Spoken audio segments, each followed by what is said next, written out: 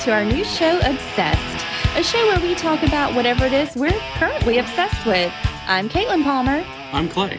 And we're Obsessed. Well, if it isn't each and every one of you, welcome back. We're so glad you came back. Clay, how's it going? How's your day been? Pretty good. Really? Because we were just talking about how our days have not been good. Well, it wasn't that good, but then our producer sent me this link to a guy who posted on Twitter. So you know the meme that's been going around is this like AI created images based on things that you type into it. Oh yeah. Well, he just typed in like a stupid word and it came up with this creature. Oh. So here's a couple pictures of the Krungus. And it looks like something that would be on the show. Oh my God, it really does. And he was like concerned. He's like, why do all these pictures look so similar? What the hell is a Krungus? I thought I made this up. So I'll send that to you so we can put that on the Yeah. Instagram. Everybody can see the rare, never before photographed Krungus. The Krungus. There's a Krungus among us. Now, there's just a little tiny bit of business just before we get into the episode. I did go ahead and make a Facebook as well, because not everyone has Instagram. So there's now a Facebook for Obsessed with the Palmers, as well as the Instagram Obsessed with the Palmers. And you can always send us an email at obsessedwiththepalmers@gmail.com. Yes, you should definitely do that. So that actually wasn't my story. Okay. I thought that was your story. I'm sorry. I just wanted to show you the Krungus. I mean, Krungus was because he's my favorite now. No, the story is actually that it is raining anchovies, or it was raining anchovies in San Francisco. Like, really? Like, pretty much, yeah. There was this huge boom in anchovy population because of like this weird sort of weather effect that caused cool water to rise to the surface. All boring science stuff. Ultimately, what I'm trying to say is birds, seagulls in particular, being the assholes of the sky that they are, literally ate so many anchovies they didn't know what to do with them, but they were still like, no, I've got to get these anchovies. So they would still swoop down and get the anchovies, but then unable to eat them, they just kind of drop them in the streets and stuff. Oh my God. So there was just anchovies raining all over the city. Can you imagine just walking, like you've got your coffee and like maybe you just went to a shop and then an anchovy drops into your coffee? That'd be it for me. I'd be like, you know what? I'm done. I'm done with this people world. Were like posting different things about it, but one of my favorite things I saw was like, Poseidon has blessed you with a bountiful harvest. Oh, thank you, Poseidon. For these stinky fish. Yep. So, you ready to hear my topic? It's kind of a good one. I'm pretty impressed, if I do say so myself, with meself. With meself? With meself. All right.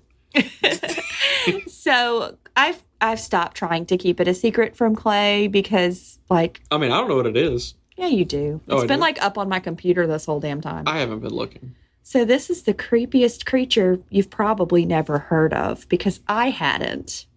This... I've heard of creatures. You've heard of creatures? I've heard of creatures before. Oh, yes. Imagine you're in bed and your wife gets up.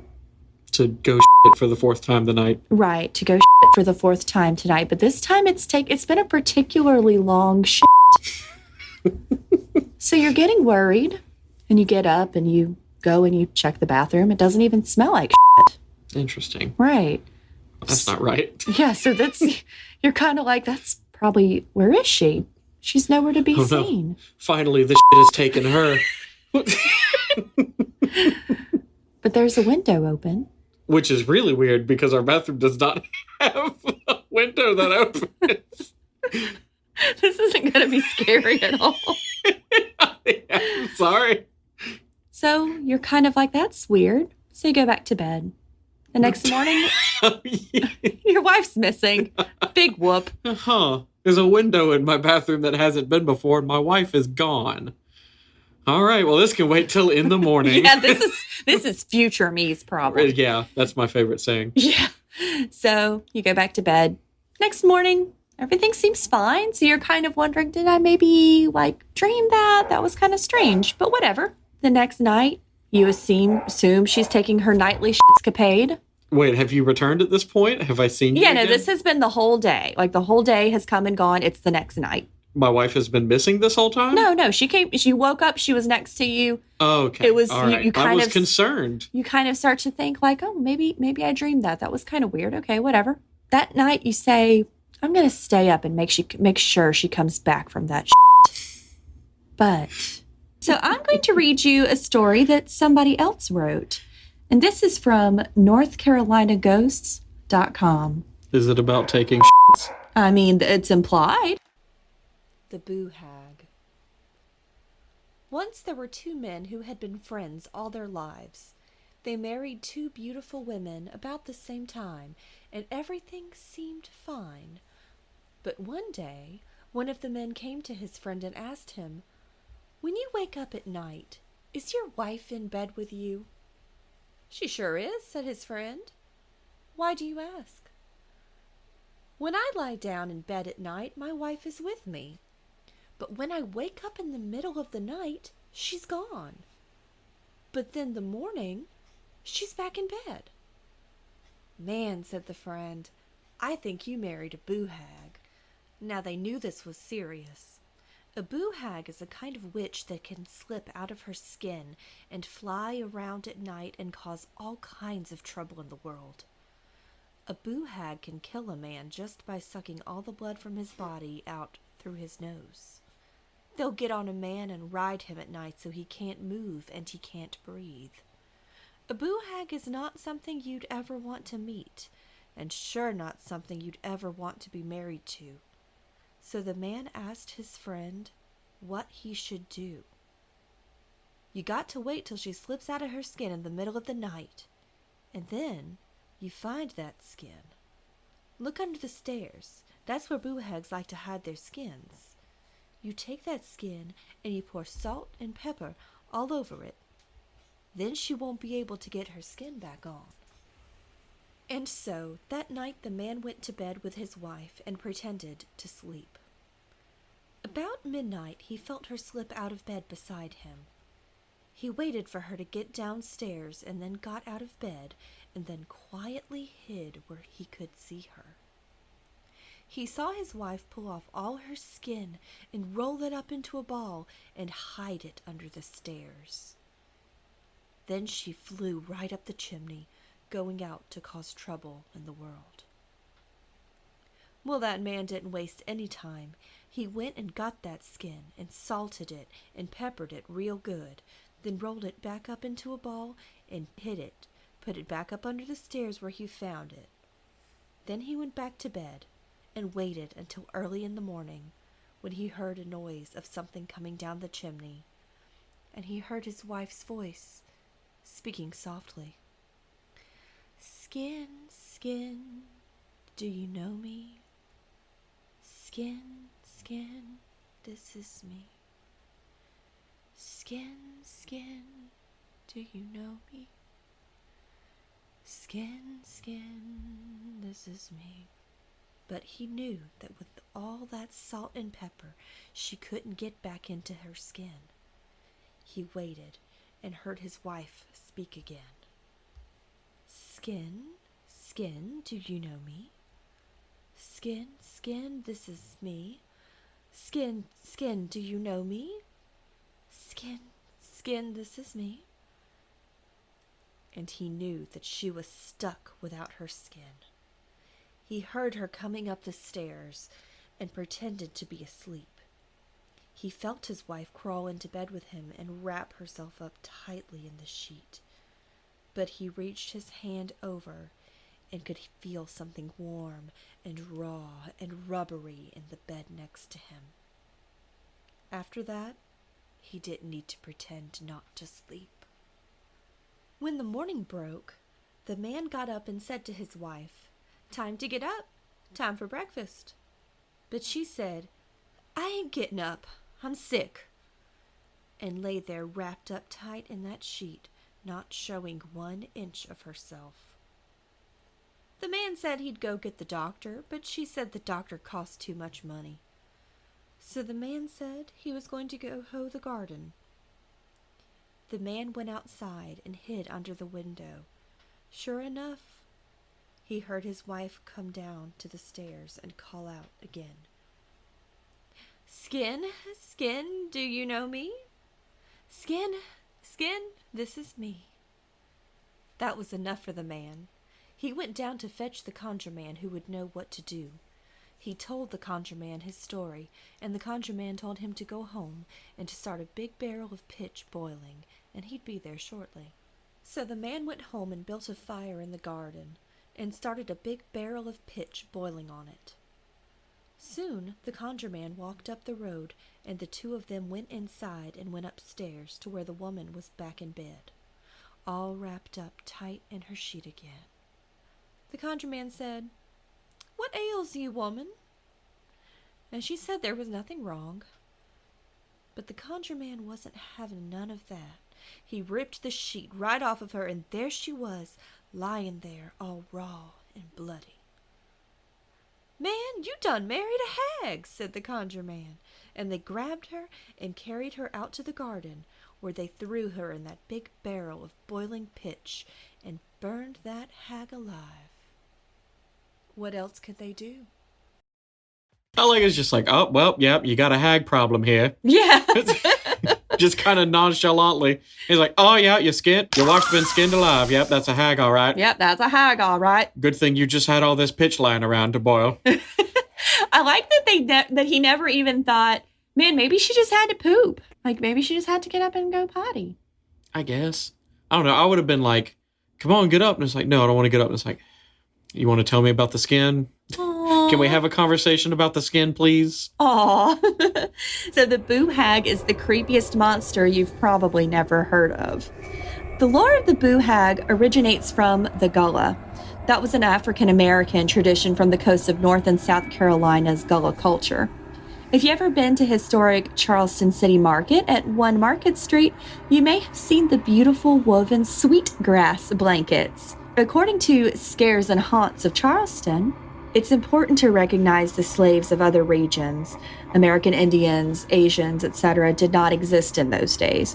But by the mid-1700s, Africans were the majority by far. They were highly desired and with good reason. In addition to being skilled carpenters and masons, Africans knew how to farm, and in particular, they knew how to cultivate rice, an important part of Charleston's agricultural commerce. The Creole language, known as Gullah, was derived from the slaves communicating secretly across the islands. The Gullah believed that a person has a spirit and a soul. Once a person has departed, if the spirit was good, they ascend to heaven, but if it's bad, it lingers here and becomes a Boo Hag. According to the legends, Boo Hags are similar to vampires, but unlike vampires, they don't sustain themselves on blood. Instead, they gain sustenance by getting breath. So by riding the person's chest and inhaling their breath. Okay, I've seen a picture of that. Yes. So it this looked like is someone eating someone's soul, essentially. Yes, essentially, and that's kind of what it is. They have no skin of their own. So thus they are red, sticky, corpsey, muscly people.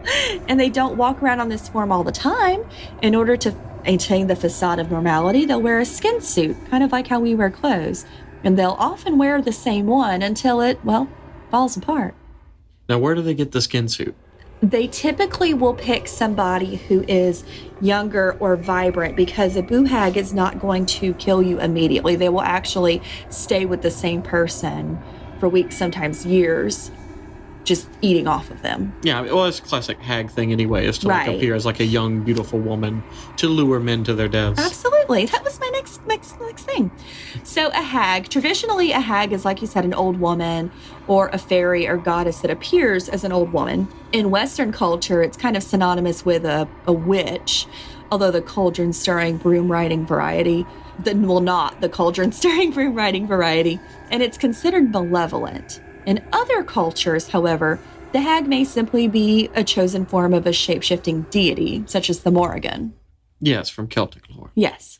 So hags are not always yucky old women. Sometimes they're young, beautiful witchy bitches. Witchy bitches? Witchy bitches. So what do? So they take off their skin before they go riding. Once a Boo Hag has picked out a victim, they enter their home through a small crack, even the smallest crack, or a keyhole. They're very quiet. You'll never know they're there. They sneak in while you're sleeping and they creep around your house until they find you asleep in your bed. The hag will sit on your chest and suck your breath. This renders the victim helpless. Often the Boo Hag will return over and over to the same person and slowly drain their energy. Victims will often awaken feeling short of breath or tired, but otherwise okay. If a victim struggles or inconveniences the Boo Hag, she may skin him alive and Shit on his chest. She may shit on his chest. It's not Amber Heard. What? We're talking about the Boo Hag. Well, no, she would play. shit in the bed. Yeah, this is like a common thing with cats that, or a belief about cats that they will sit on an infant's chest and steal their breath. Yeah. Which is actually more likely attributed to maybe cats accidentally smothering infants in their cribs. Yeah. I mean, ours are fat enough to do that. It's true, though. Boo Hags are drawn to people with a lot of life or energy because they can use them longer. It can also be attributed to the age-old don't talk to strangers, because anyone could be a Boo Hag. So, for example, you would tell children, don't talk to someone you don't know. They might be a Boo Hag. And it seemed to work. Reportedly, after the Boo Hag has sucked every life out of your lungs, it will slip into your skin and use your body as a muse all through the night. There's a lot of steamy stuff going on here. But they must get back in their skin by sunup, or else they'll go without their skin forever. Well, I mean, I guess they can get a new skin, huh? They could get a new skin. But that skin is worthless. But they have to be back in their skin by night. If not, there's all kinds of bad stuff. If not, your husband will go get a clergyman or whatever, and he'll come back and put you in a pot, like a boiling pot of pitch. Well, yeah. I mean, as one does. And you can tell, so there are signs that you could tell there's a Boo Hag nearby. So something you may look for would be the air becoming hot and damp, which... Gross. This is the deep south, so like that's every day. Yeah, everyone's a Boo Hag. We're all Boo Hags here. And you may smell something rotting. Makes sense with a corpse. So there is a thing called a Boo Daddy. A Boo Daddy. And I did not make that up. And this is not a sugar daddy.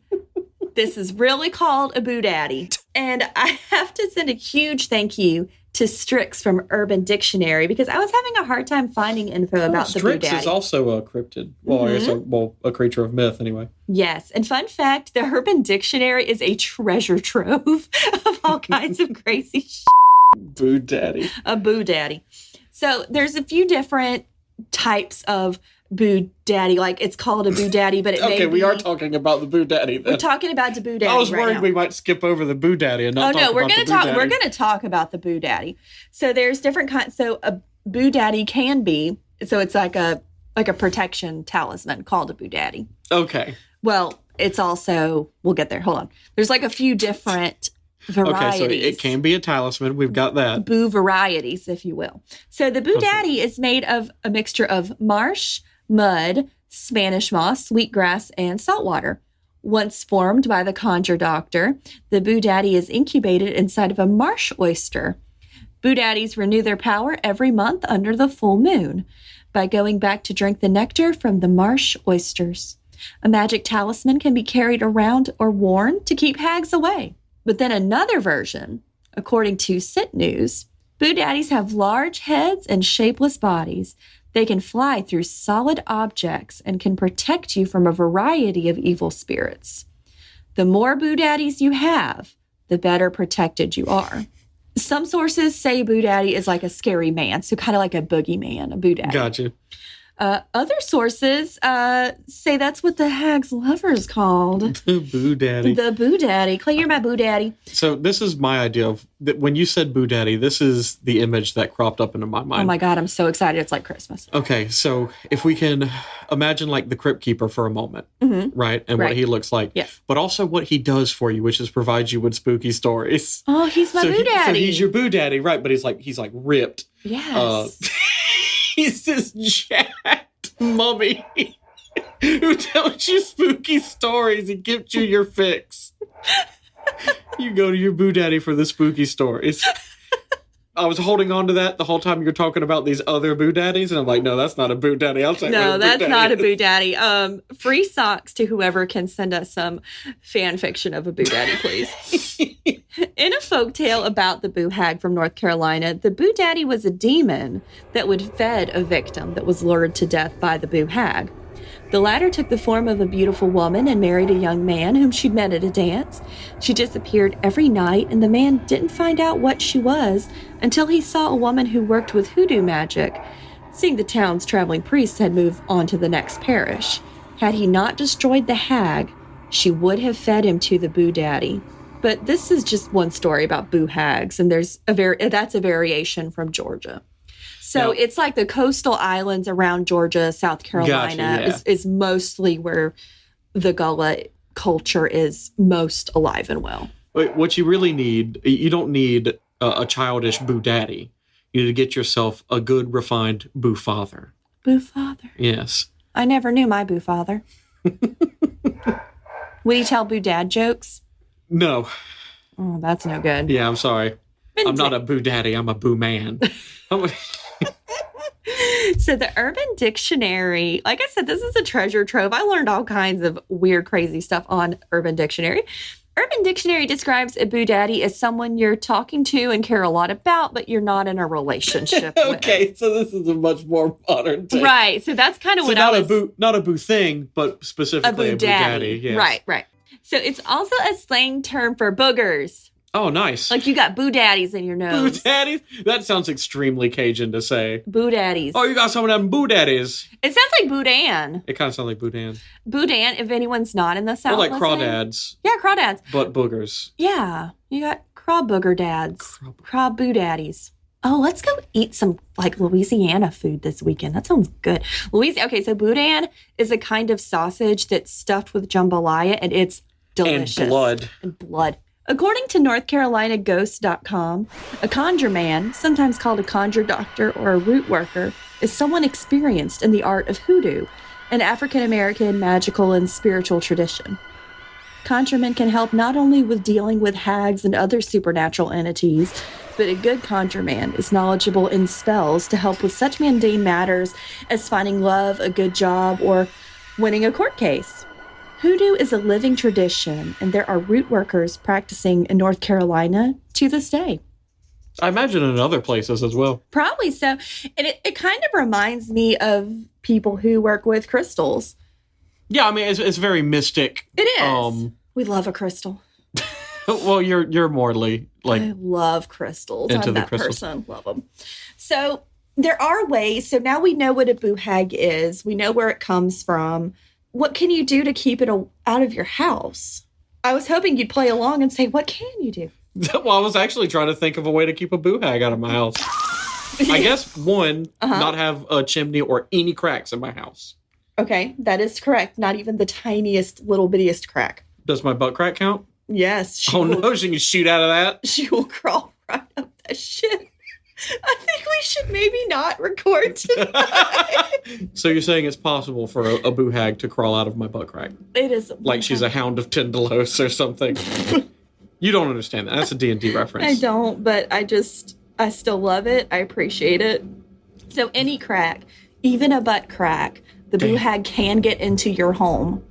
Yeah, the slightest, the tiniest crack. So kind of think like in Aliens where there's that little hole and they suck out the whole monster. They can kind of do that, but the tiniest crack. Well, that alien did die. It did. From his body being ripped apart by explosive decompression. But the Boo Hag decompression, no. Okay, this was probably a poor example. But I mean, that's what I'm saying though. Like, there's the tiniest hole though. It can like get in there. All right. So you're saying they're like said. Santa Claus. Oh, nice. They're like Santa Claus. So even if you don't have a chimney, he can swice right in there. Swice right in there. That's right. So how can you seriously keep a Boo Hag out of your house? All you have to do is lay a broom across your front door. Interesting. Don't have a broom? Well, that's weird. But a hairbrush or a kitchen colander will also do the trick. Wait, hold on. I kind of understand like a hairbrush, but a kitchen colander? Okay. A Boo Hag can slip into the house through the keyhole, but if she sees a broom, she has to stop and count every straw on that broom. Oh, classic. So this is kind of your classic Sylvan Fairy type. But here's the thing, like brooms don't necessarily have an ass ton of bristles on them. Like you can feasibly count the straws in a broom. Yeah, and sometimes they're very, very fast at counting. Yeah, I mean, I guess if that's their like only weakness, I would definitely try to cover for that. For sure. But so the idea is that by the time she's done, dawn will have come and she has to return to her I'd leave like 40 brooms on. That's smart. You should do that. A sieve or a strainer will also work because she needs to count all the holes. Or... See, that's less than the broom, though. That's what I thought, too. Or you can drop an ass ton of mustard seeds, and they have to pick them all up. Salt is also a good repellent, but unless you salt anyone that seems suspicious, it'd pretty much be socially impossible to do this. And you'd be charged with assault. Assault. Yes, the joke. You wanted me to tell a dad joke, and then I did. That was a Boo Dad joke. So I believe we should start a movement. We should normalize salting strangers. I just wanted you to think of how that would play out. I mean, I don't know if I'd be best friends with a person if they just threw salt at me, because I'd be like, man, that's freaky and creepy, and hey, we're best friends now. Or if I'd be like, what if they were like, oh, I was dispelling ghosts that were around you? I'd be like, with this cloud of salt. Be like, that's weird. Can you also pour just a little bit on my cucumbers, please? But if you salt and pepper the skin while the hag is out, they won't be able to crawl back into their skin. I would just like throw it in the fireplace or something. Like, they act like that's the only thing that can destroy the skin is salt and pepper. It's like, no, so many things can destroy skin. That's fair. And skin is not the toughest. Like, she comes back and you're holding the skin and she's like, you give that back. And it's like, no, this is over. And it's like, no, what are you doing? It's like, yes, I'm not moisturizing it. And then it just crumbles. Salt and pepper the skin, they can't get back in. Boo hags are repelled by the color indigo.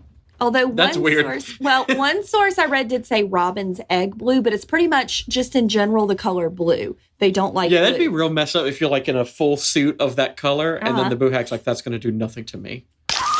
That's not indigo. That's like... Yeah. I don't know. I was trying to think of an obscure friggin' color. That's like periwinkle. That's periwinkle. Not indigo. That is a Caribbean blue. And that's not going to do it. It's like, oh, that's a royal purple. I'm afraid that is not going to cut it. Yeah, right. So I would think the best way to repel a boo hag would actually to give yourself gingivitis. Because then she wouldn't want to steal your breath. You can always paint the outside of your home and the tops of your windowsills indigo blue. In fact, a lot of your older homes, because this kind of, not all hags, but many different hags and spirits are repelled by the color blue. So a lot of your older homes, you will see a lot of things painted blue. So your windowsills, your ceilings. Well, it's also a common thing to paint the ceiling of your porch a light blue, which would confuse insects. Yeah, it really does too. Keep them off the porch.